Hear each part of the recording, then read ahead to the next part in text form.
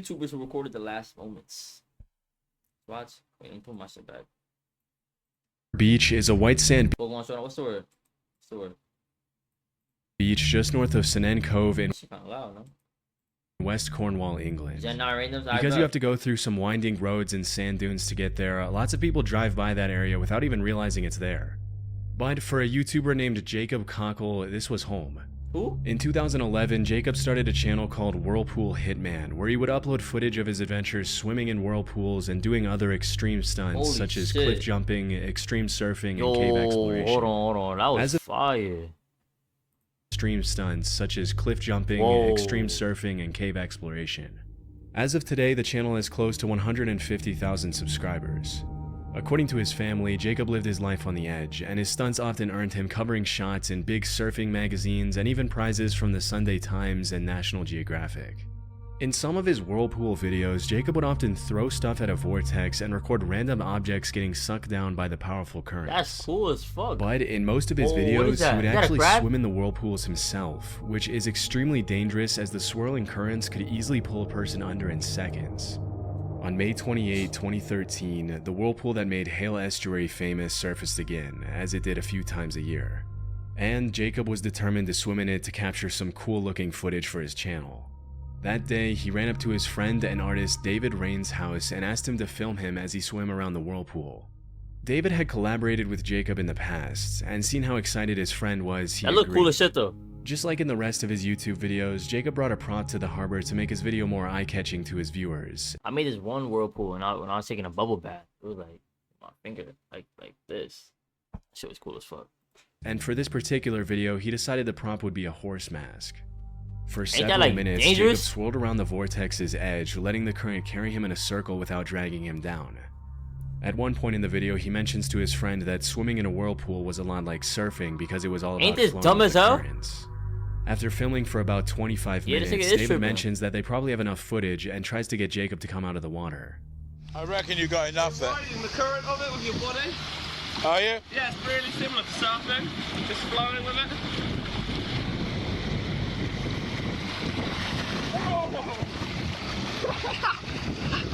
That's pretty scary.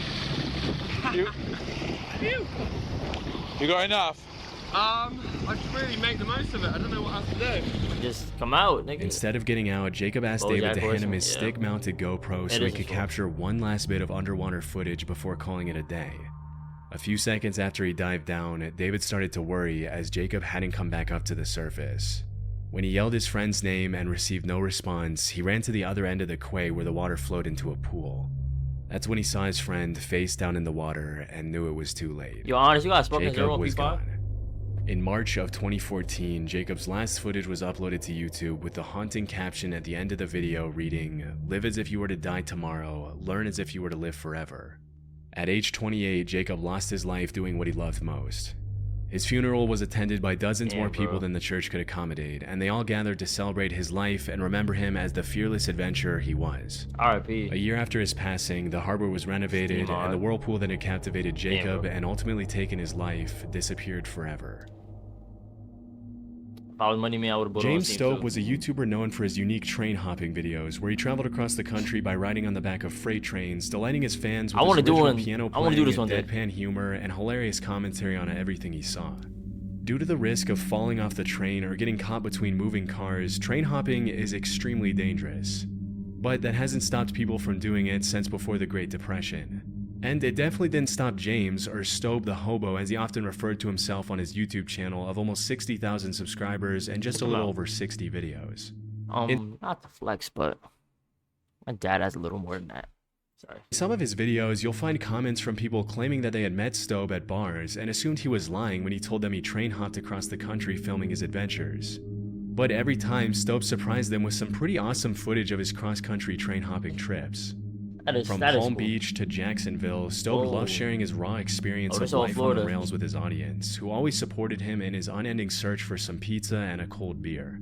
Sadly, the adventure came to a tragic end for Stobe on November 8, 2017, when a deadly train accident in Baltimore took his life. Oh my god. Unfortunately, due to the lack of media coverage of his passing, it's hard to know what exactly happened to James Stobe. But the most familiar sources claim that he either fell off an overpass or his backpack got caught on a passing Amtrak train as he was standing on a bridge. Because his death left so many questions unanswered, a lot of his fans submitted requests for the Baltimore Police Department to release more information on the case, but they were asked to remain respectful of Stope's family and give them space. Damn, he was a father? As of 2024, most of Stope's fans still don't know sucks. exactly what happened to him. But if one thing's for sure, Stope the hobo passed away doing what he loved most, and his legacy will live on forever. Oh, uncle, okay. High on Life was a pretty popular YouTube channel with over 600,000 subscribers at its I think I've peak. seen this before. Starting in 2011, the High on Life crew uploaded more than 400 videos showing their audience what it was like to make a living as full-time travelers. From exploring beautiful tropical paradises, to cliff jumping, to diving sunken ships, High on Life always uploaded really cool videos of the crew's adventures across the globe. Living life by their motto, "If you can, you should," embracing life to the fullest was at the heart of everything they did. As mentioned in their channel description, part of their mission was to inspire their audience to get out and explore the world. For several years, the High on Life channel grew quickly, with travel content being released frequently. But on July 3, 2018, a tragic accident would forever change the lives of the 10 team members and their audience. That day, the Royal Canadian Mounted Police reported that 3 people had been swimming in one of the pools at the top of Shannon Falls when they suddenly slipped and fell into a pool about 100 feet below. Oh my god. Shortly after, the bodies of the 3 victims were confirmed to belong to Riker Gamble, Alexi Lyak, and Megan Scraper.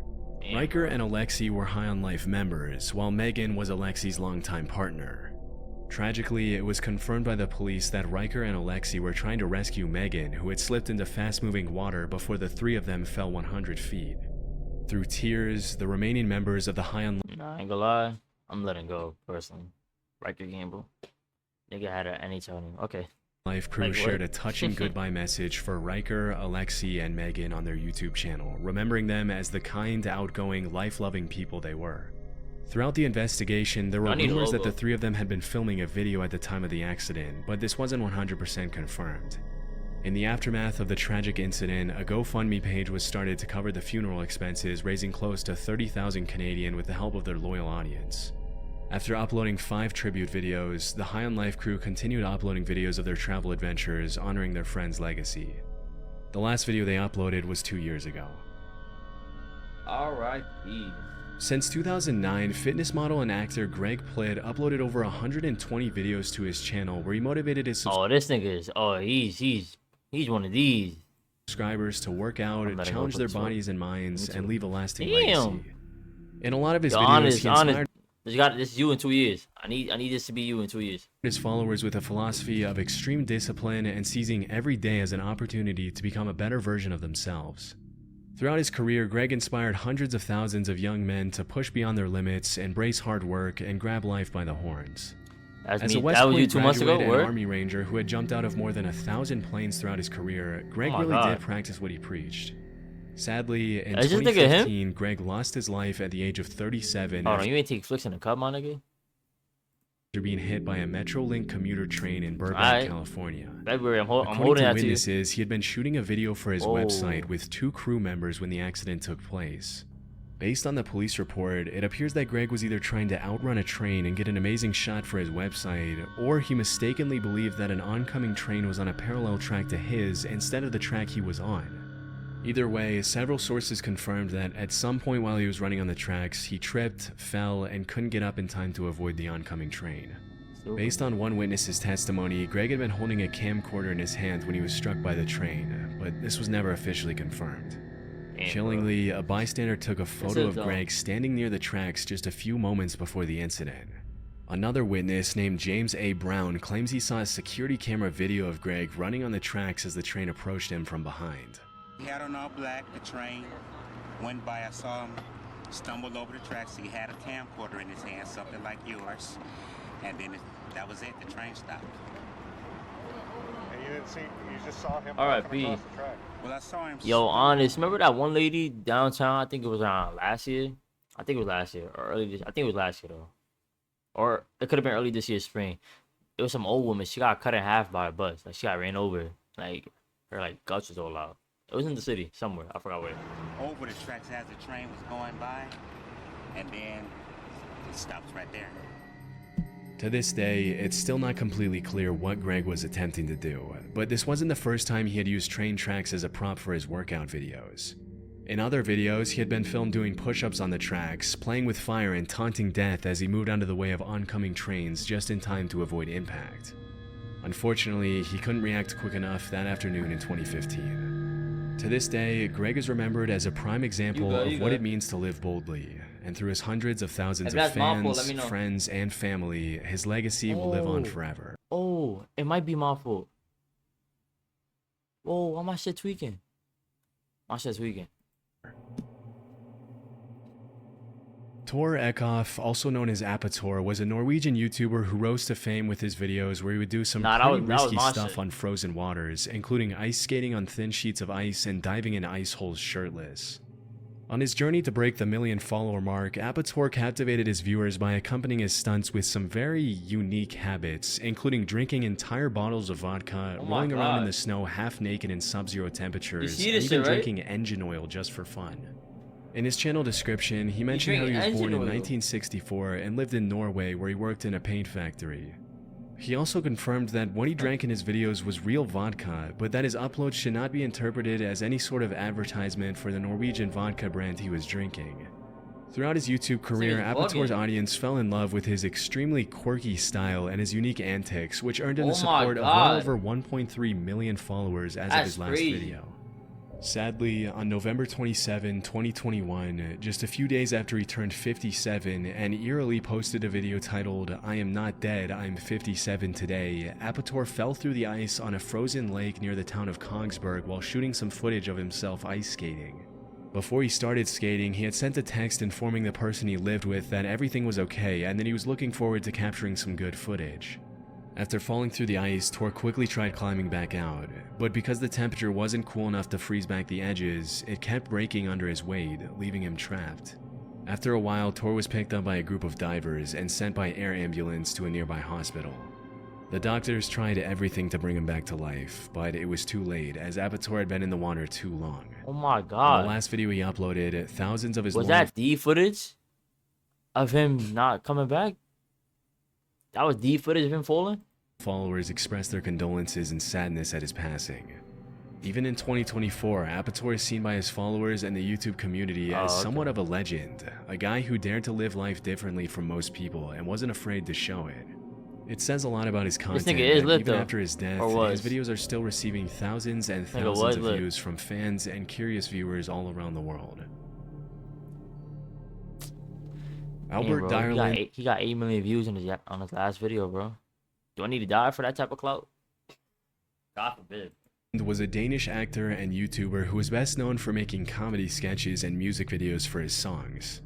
Since 2016, Albert uploaded over 220 videos to YouTube, earning him the love of over 170,000 subscribers.